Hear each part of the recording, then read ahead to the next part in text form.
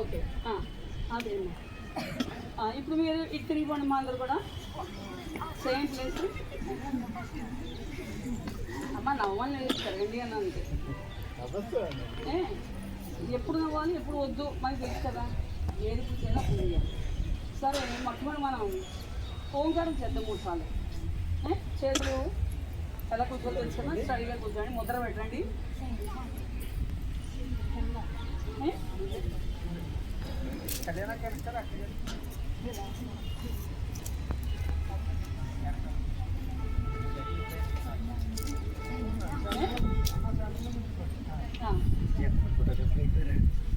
కళ్ళు మూసుకోండమ్మా.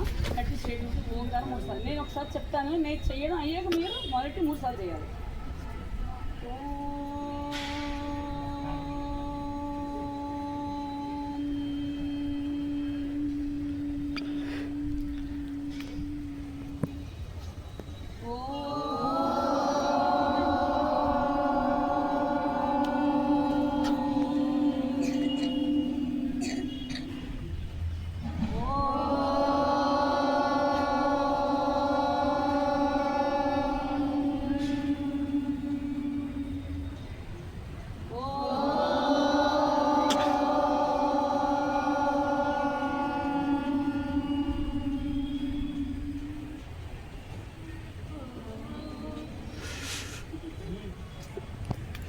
మూడు సార్లు అన్నాను, లెక్కలు రాని పిల్లలు ఇంకోసారి మొదలెడుతున్నారు.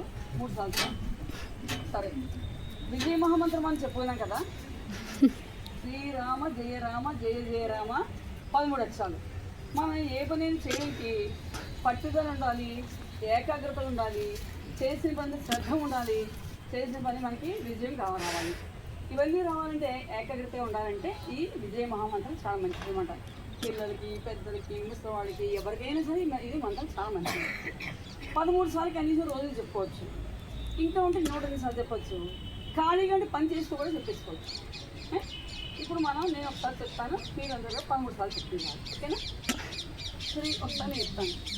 శ్రీరామ జయ రామ జయ జయ రామ, శ్రీరామ